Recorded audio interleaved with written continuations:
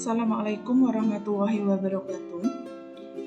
Alhamdulillah pada pagi hari ini kita masih diberikan kesempatan untuk menimba ilmu. Mari kita sama-sama bersyukur bahwa di tengah-tengah kemudahan kita dalam menimba ilmu, banyak dari kalangan kita yang tidak diberikan kesempatan untuk belajar atau memperoleh ilmu pengetahuan.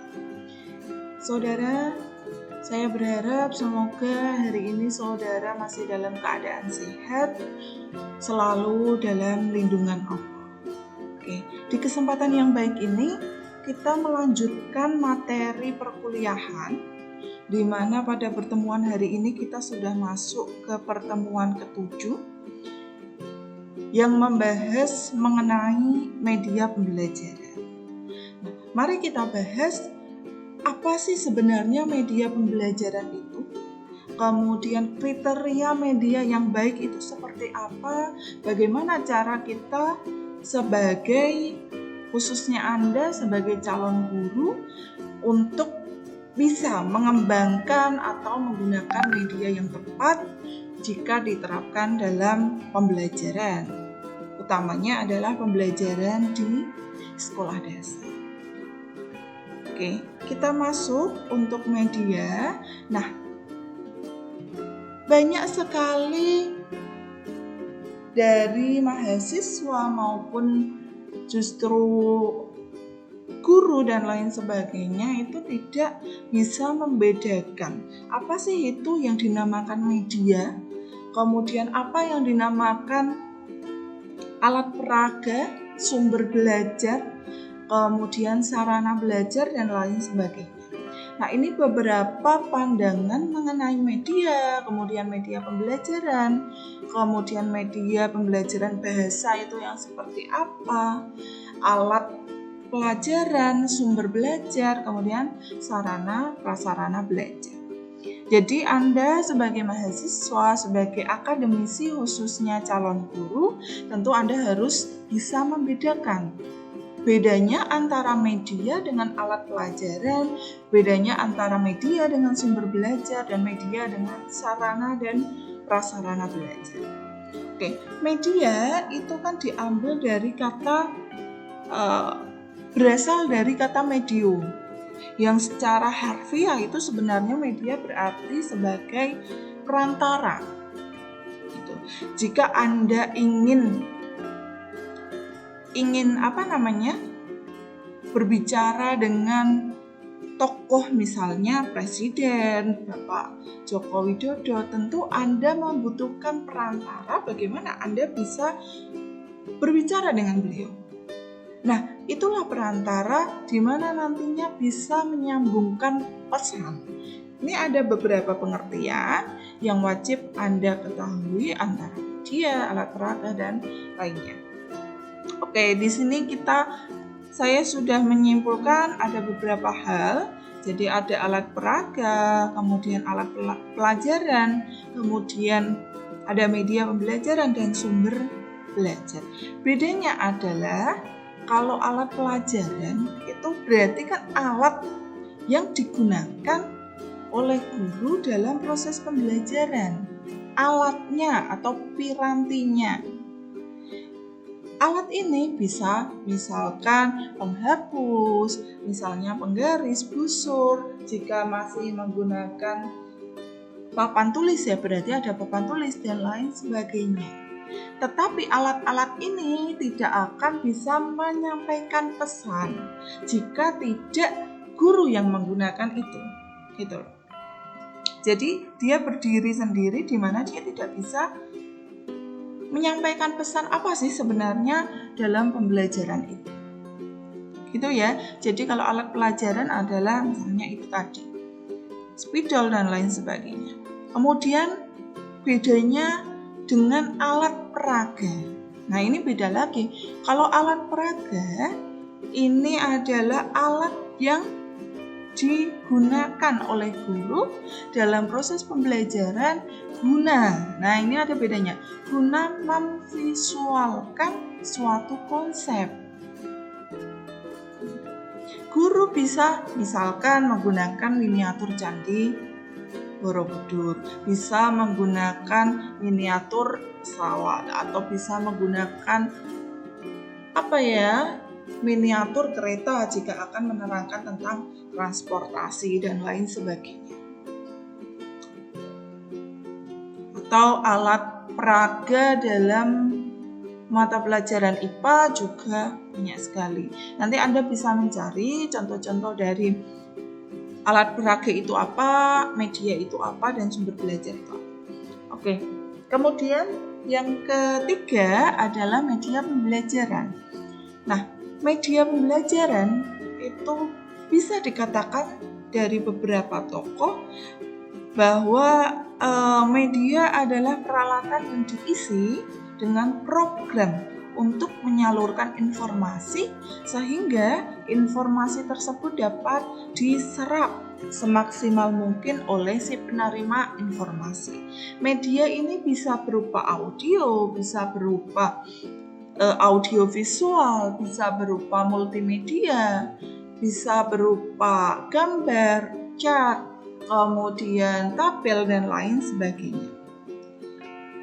Jika kita tinjau dari pengertian media, menurut Association of Education and Communication Technology itu memberikan batasan tentang media, yang mana media itu adalah segala bentuk dan saluran yang digunakan untuk menyampaikan pesan dan informasi. Begitu. Jadi media itu seperti secara harfiah tadi adalah suatu perantaranya untuk proses pembelajaran yang maksimal. Sedangkan sumber belajar adalah sarana yang dapat dimanfaatkan sebagai tempat untuk mengkaji materi pelajaran. Nah, ini bedanya kurikulum 2013 dan kurikulum yang lalu, atau misalnya menggunakan metode pembelajaran konvensional. Ketika guru menggunakan metode pembelajaran konvensional, tentu sumber belajarnya itu hanya terpaku kepada guru sebagai satu-satunya sumber belajar. Tetapi untuk pembelajaran di abad ke-21 atau bisa diharapkan untuk menyongsong generasi emas, guru bukan satu-satunya sumber belajar.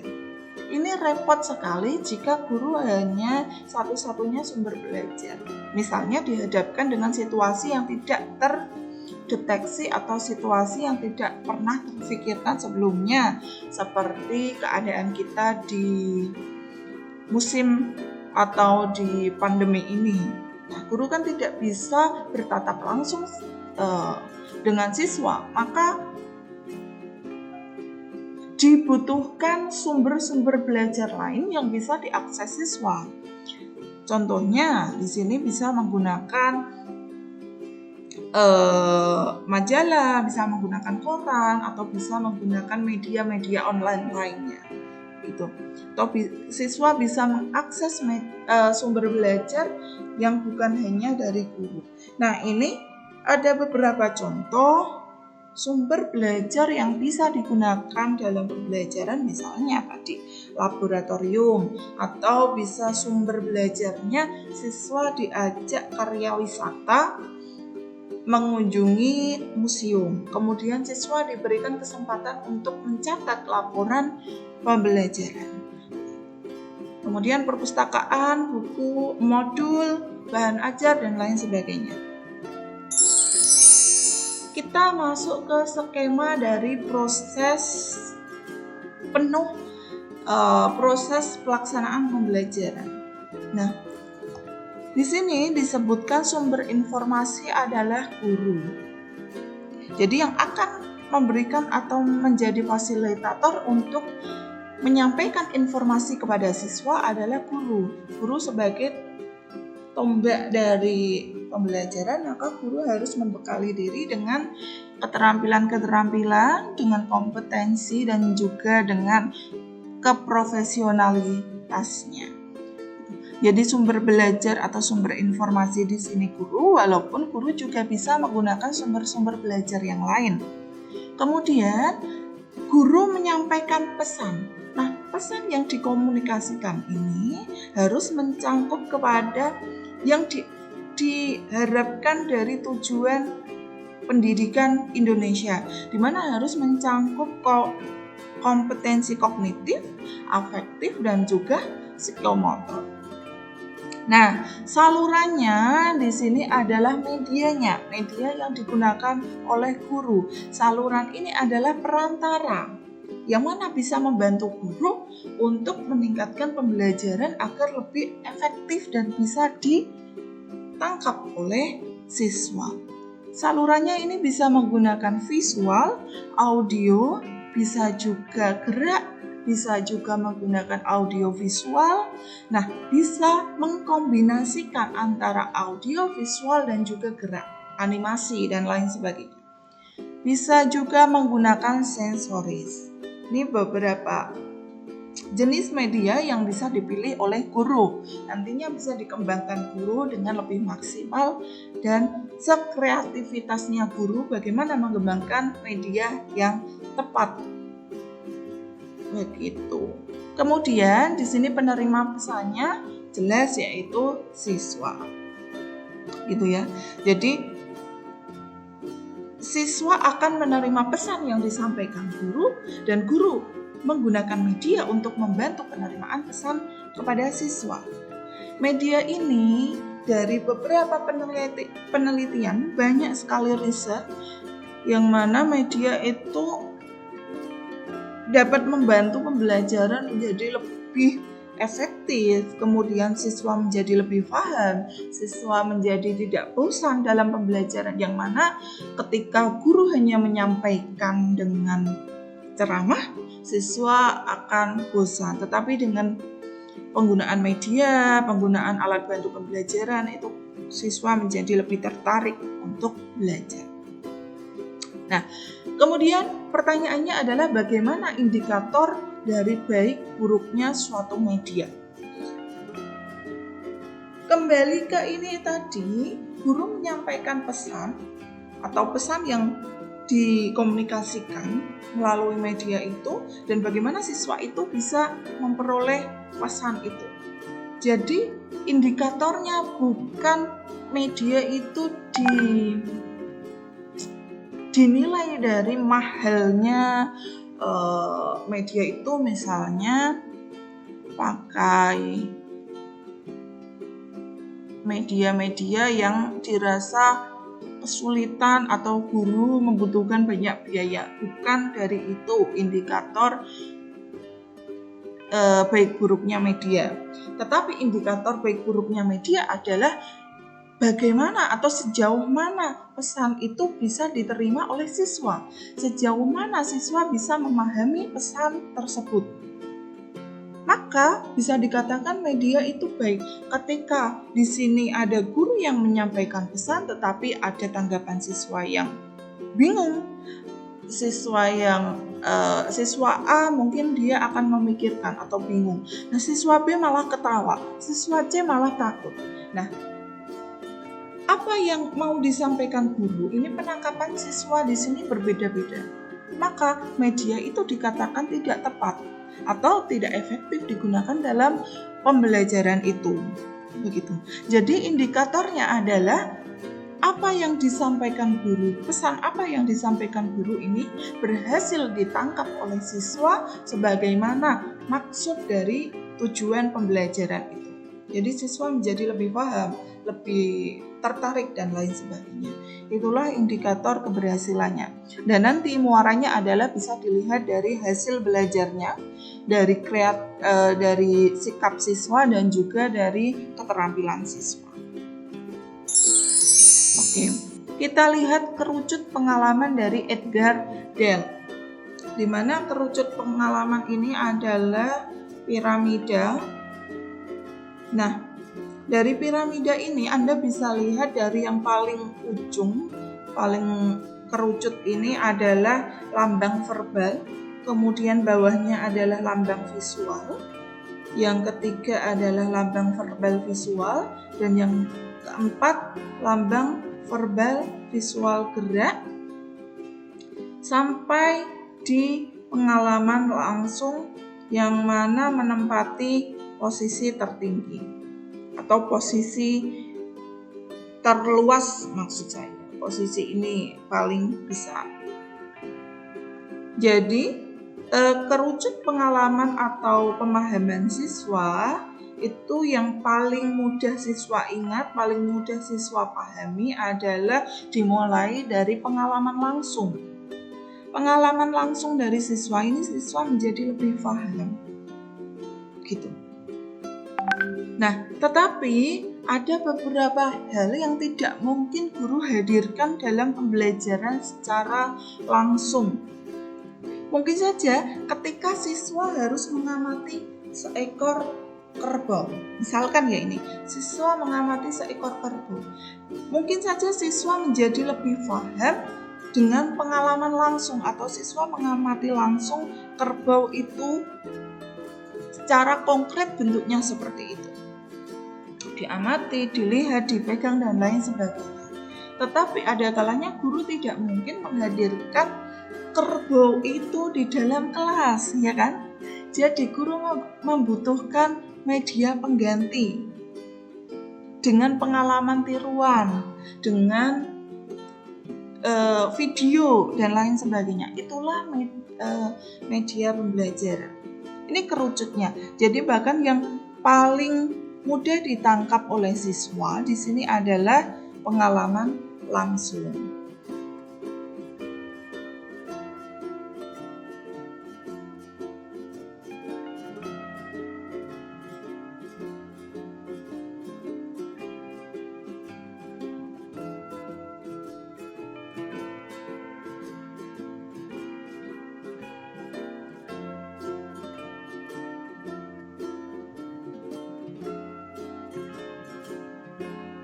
Gitu ya.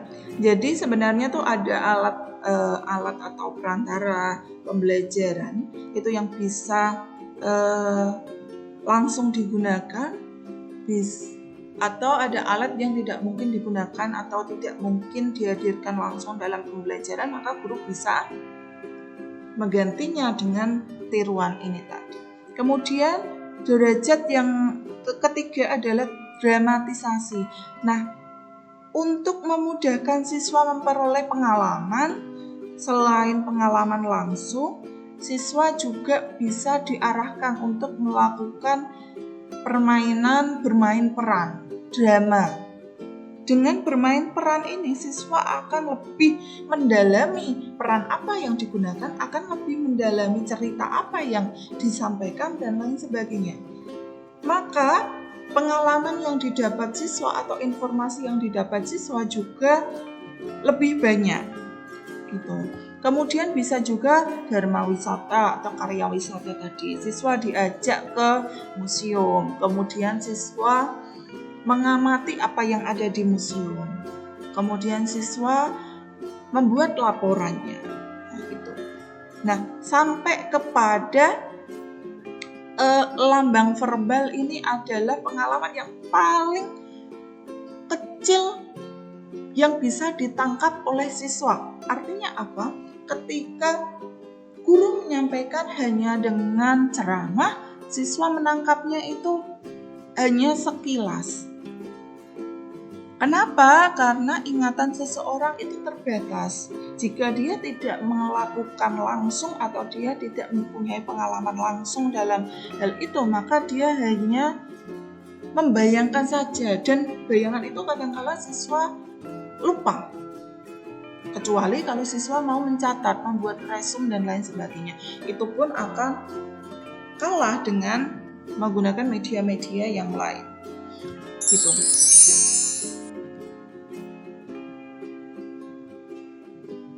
Nah, untuk media berderajat kemediaan tinggi itu media yang dalam penggunaannya tidak terlalu banyak memerlukan peranan guru, seperti tadi pengalaman langsung, bisa juga reading book dan lain sebagainya. Ini media-media yang bisa digunakan.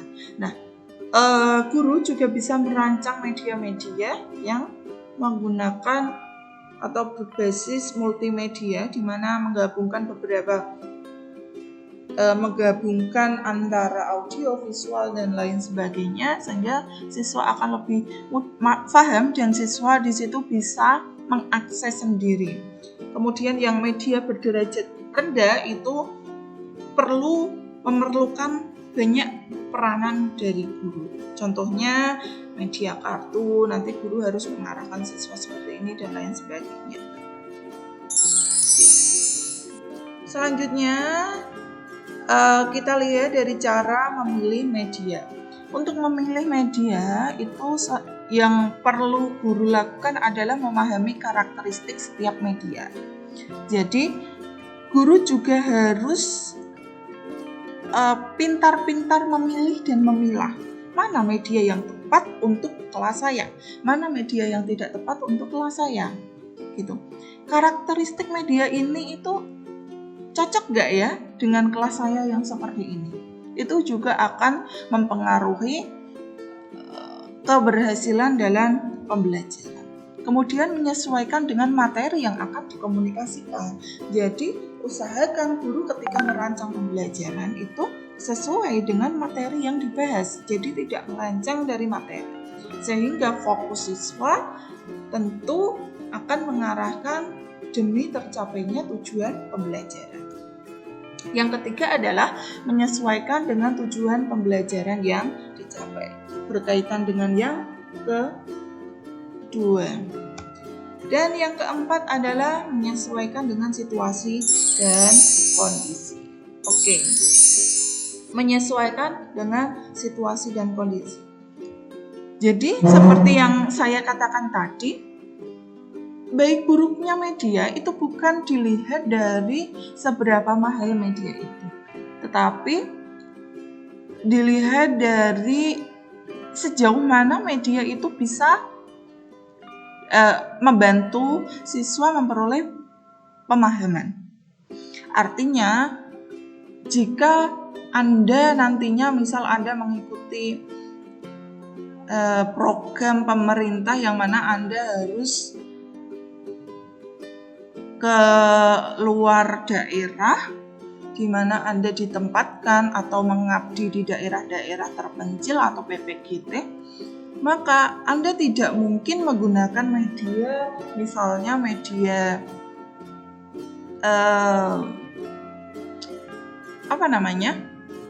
media-media yang kiranya bisa digunakan di kota, kan tidak mungkin, atau menggunakan internet. Nah, di sana internet tidak bisa diakses dengan lancar, katakanlah seperti itu. Maka guru diharapkan bisa memutar otak memilih media-media yang bisa digunakan. Media-media yang berbasis lingkungan atau media-media yang bisa diambil dari lingkungan di sana. Misalnya, guru bisa menggunakan model kontekstual teaching and learning. Guru bisa menggunakan media-media dari lingkungan-lingkungan di sana.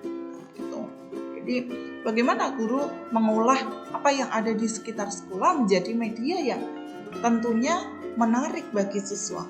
Bukan hanya menggunakan media-media yang mahal. Ini jika guru ditempatkan di sekolah-sekolah yang jadi bersyukurlah jika Anda ditempatkan di sekolah yang mungkin punya media yang luar biasa lengkap. Nah, itu bisa digunakan, tetapi seyogianya guru juga memiliki keterampilan untuk merancang atau menggunakan media-media yang berbasis lingkungan.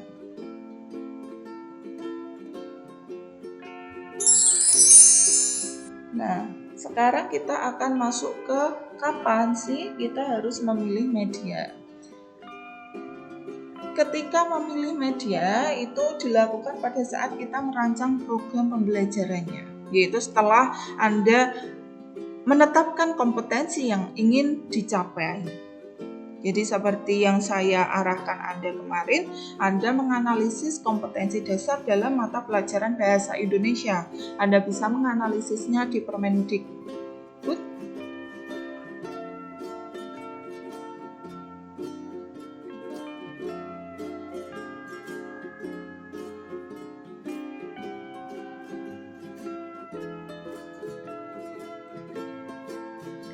Jadi Anda bisa menganalisisnya di Permendikbud nomor 37 atau Anda bisa membuka buku guru dan lain sebagainya. Nah, itu kompetensinya apa? Ditentukan dulu. Kompetensi yang akan dicapai pada mata pelajaran itu apa? Kemudian setelah ditetapkan, kemudian Anda menetapkan materi yang akan dikomunikasikan. Ini seperti juga yang saya arahkan. Jadi setelah Anda menganalisis KD, kemudian Anda membuat indikatornya, kemudian Anda menentukan materi apa yang tepat untuk dikomunikasikan. Tujuan pembelajarannya itu apa? Nanti baru Anda membuat materi pembelajarannya, membuat bahan ajarnya.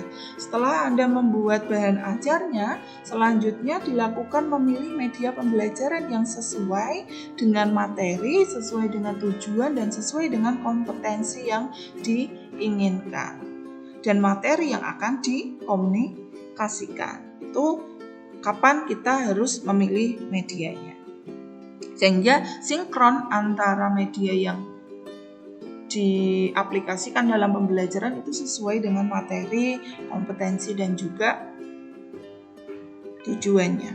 Nah, perencanaan program pembelajaran itu bisa yang pertama, ini tadi berkaitan dengan kapan memilih media. Nah, secara lengkapnya adalah hal yang perlu Anda lakukan adalah menetapkan kompetensi, kemudian memilih materinya. Jadi tugas Anda di sini dari pertemuan 5 sudah saya sampaikan.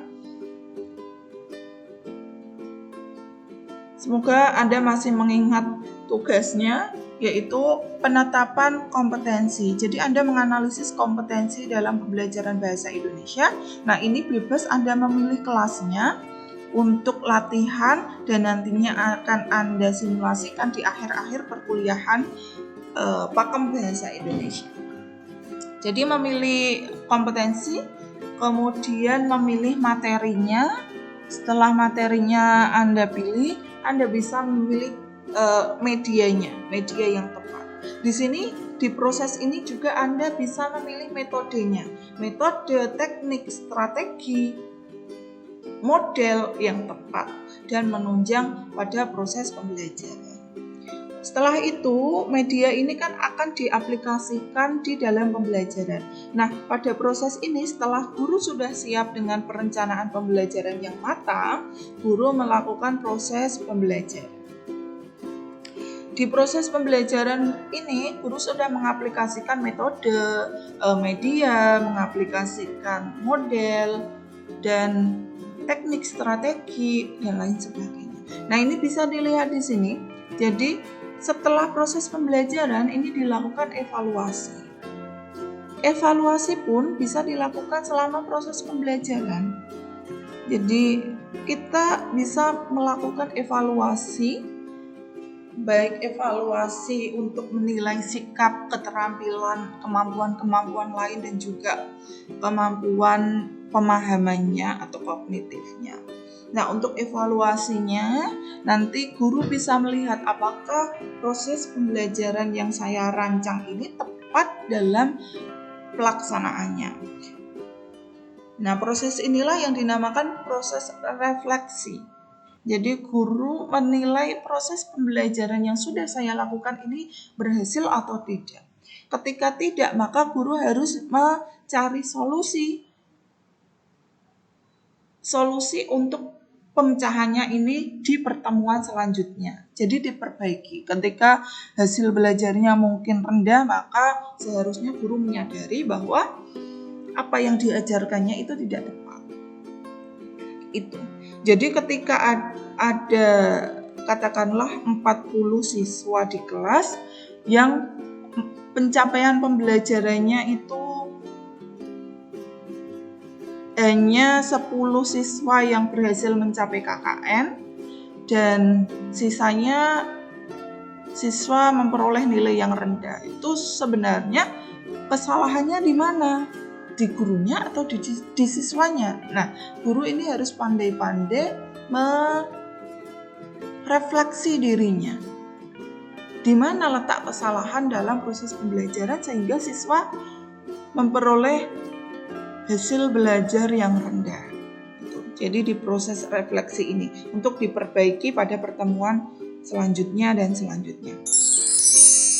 Klasifikasi media. Klasifikasi media dapat dibedakan berdasarkan karakteristiknya, perangkatnya, ranah yang ingin diinformasikan, jumlah pemakaiannya, dan keterampilan yang dilatihkan.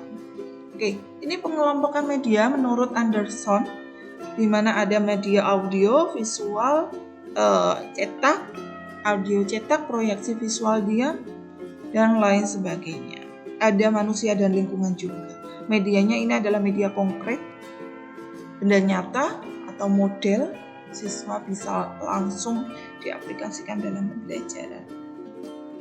Tetapi jika tadi guru tidak bisa menghadirkan langsung, maka guru harus pandai-pandai untuk merancang media yang tepat. Selanjutnya ini ada juga klasifikasi media menurut Gerald Kemp. Itu ada dengan diaplikasikan dalam permainan-permainan simulasi. Nah, ada media pandang non proyeksi, ada media dengar, bisa menggunakan radio, kaset, rekaman, dan lain sebagainya. Bisa menggunakan media pandang dengar atau audiovisual, misalnya siswa diajak menonton film, atau siswa diajak menonton TV, atau guru juga bisa membuat media pembelajaran video yang berkaitan dengan lingkungan kita. Kemudian media sensoris, yaitu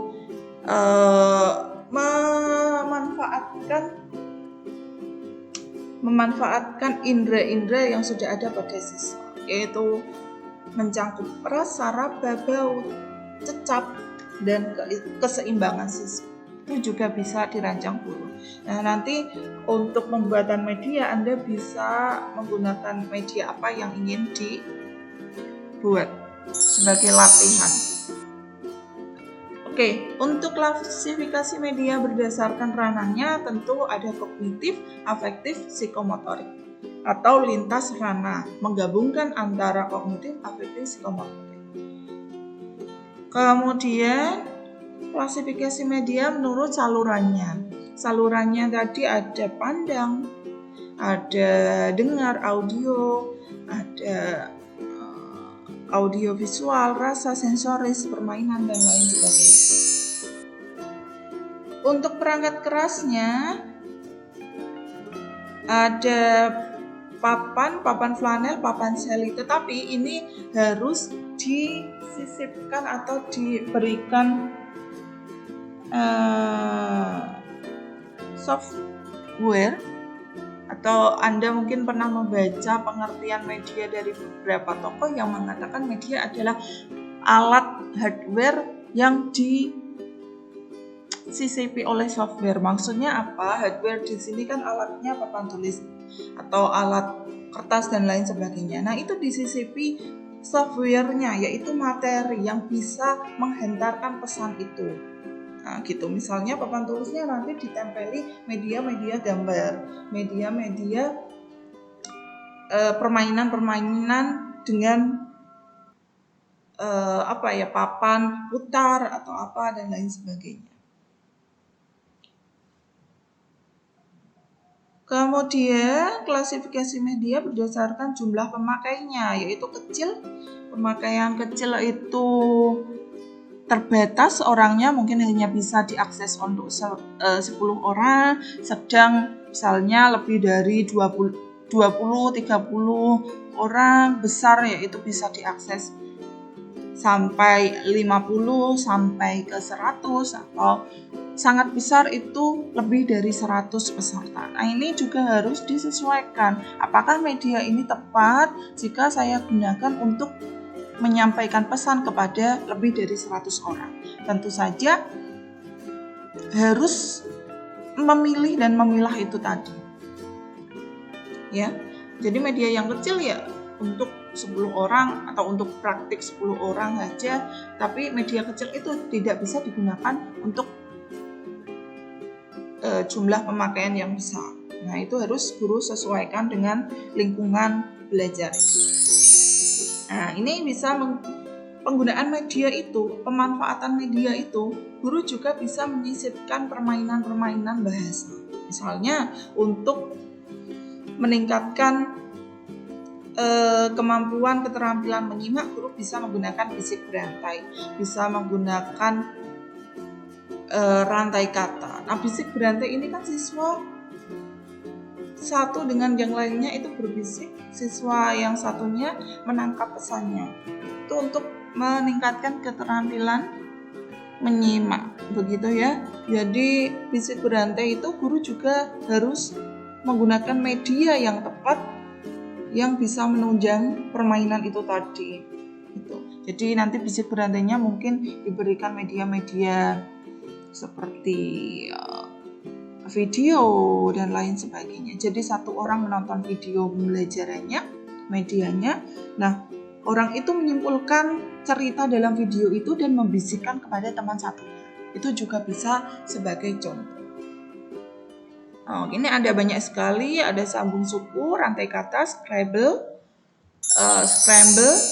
piramid kata, berburu kata, 20 question, dan lain sebagainya. Anda juga bisa mencari di jurnal-jurnal bahasa, jurnal-jurnal pembelajaran bahasa, media-media yang tepat digunakan. Tentu itu valid datanya karena didasarkan pada penelitian. Silahkan nanti dicari sebagai sarana Anda untuk memperoleh gambaran kira-kira media-media seperti apa yang bisa Anda kembangkan. Gitu. Jadi disesuaikan yang materinya apa tadi, dan disesuaikan materi itu untuk meningkatkan keterampilan apa. Karena di bahasa itu ada 4 keterampilan berbahasa, yaitu menyimak, berbicara, membaca, dan menulis. Jadi Anda harus fokus di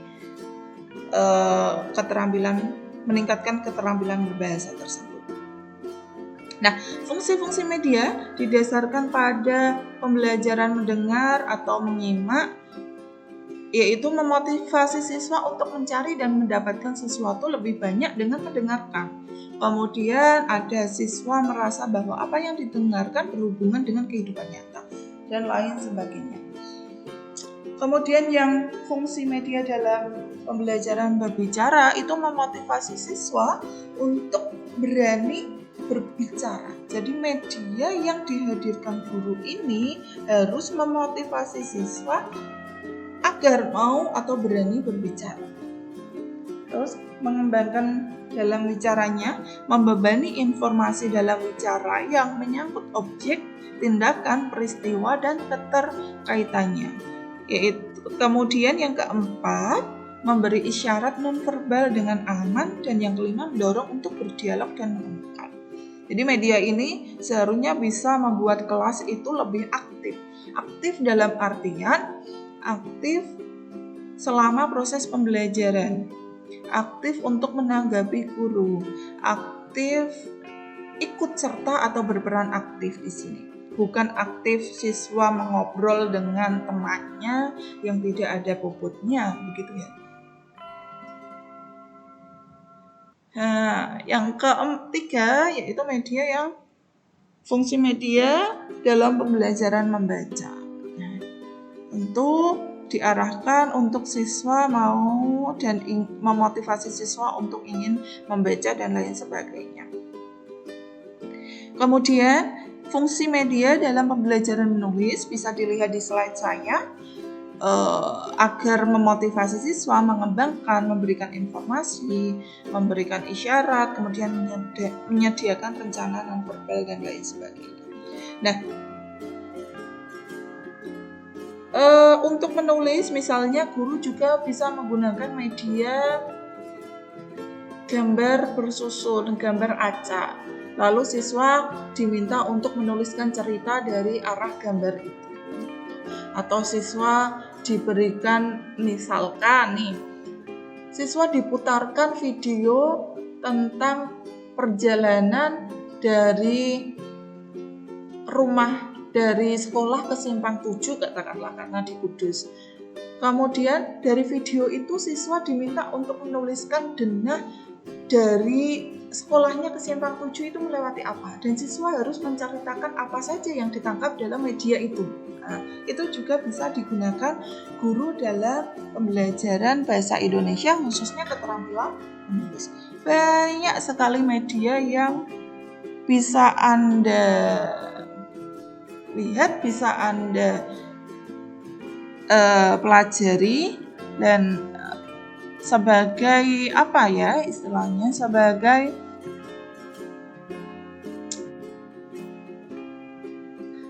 penunjang Anda, sebagai gambaran Anda nantinya dalam pengembangan media-media pembelajaran. Maka banyak-banyaklah membaca, banyak-banyaklah menyaksikan video-video, banyak-banyaklah peka terhadap lingkungan di sekitar kita. Apalagi nanti ketika Anda sudah dihadapkan sebagai seorang guru. Nah, ini ada macam-macam permainan bahasa. Nanti juga Anda bisa melihat di slide ini. Anda juga bisa melihat di beberapa jurnal-jurnal penelitian, diakses, dianalisis. Gitu. Nanti Anda punya gambaran yang lebih jelas. Oke, untuk media keterampilan menulis juga bisa menggunakan permainan-permainan berikut. Nah, pertanyaannya sebenarnya dalam pembelajaran itu guru apakah perlu memilih media?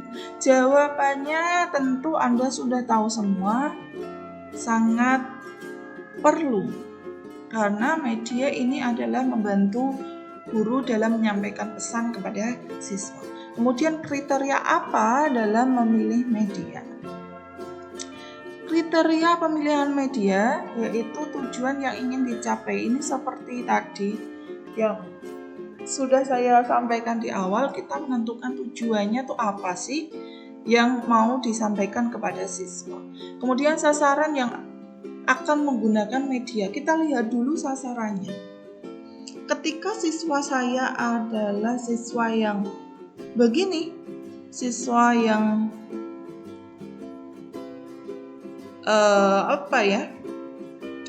sasaran yang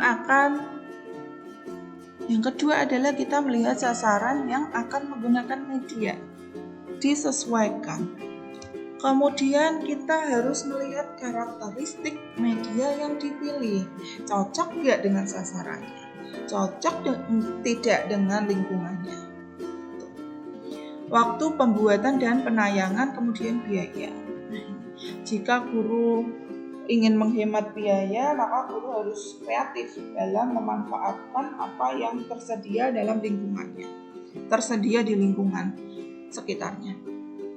Ini juga ketersediaan, jangan memaksakan ketika mungkin Anda dihadapkan di sekolah yang terpencil, terdalam, itu kan tidak bisa menggunakan media-media misalkan video atau film dan lain sebagainya. Maka Anda juga harus memilih dan memilah ketersediaannya di situ.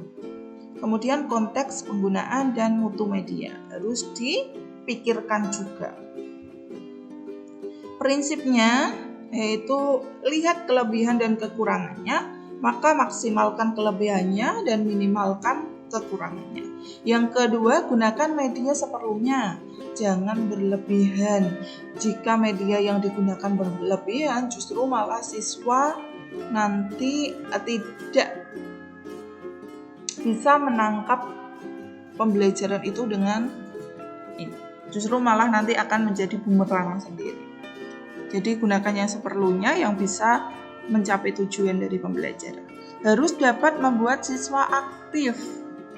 Tentu penggunaan media membantu siswa menerima pesan. Itu siswa nantinya terlihat dari sikapnya, terlihat dari kognitifnya, terlihat dari keterampilannya. Siswa harus aktif. Siswa harus termotivasi dalam pembelajaran. Rencana yang matang tentang strategi dan teknik penggunaan. Dan yang terakhir adalah hindari penggunaan media sebagai selingan penghabis waktu. Media itu bukan untuk waktunya biar habis, guru tidak mau mengajar terus ditayangkan video dari awal sampai akhir, tidak. Guru tidak boleh menayangkan film dari awal sampai akhir hanya untuk menghemat waktu, untuk selingan waktu biar waktunya cepat habis nih. Saya mau menayangkan ini biar saya nggak ngajar. Oh, itu bukan guru yang profesional. Itu pembuatan media harus menggunakan prinsip-prinsip yang juga mencakup kesederhanaan, kesatuan, penekanan, keseimbangan grafis, bentuk, warna, tekstur yang menarik, dan juga ruang.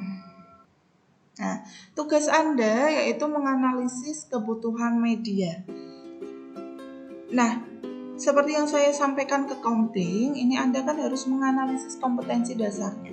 Nanti kompetensi dasarnya dianalisis secara keseluruhan.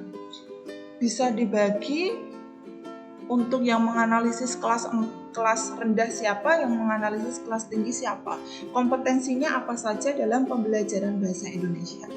Setelah itu, setelah Anda sudah menganalisisnya, ditaruh di lembar yang berbeda, Anda kemudian menuliskan, misalnya di sini 1, kompetensi dasarnya itu apa, indikatornya apa. Nah, indikator ini sudah saya ajarkan di bab pertemuan sebelumnya. Seperti halnya saya mengajarkan bagaimana membuat tujuan pembelajaran, yaitu harus sesuai dengan ABCD. Audience, behavior, condition, and degree. Itu harus disesuaikan dengan ABCD. Kemudian materinya apa?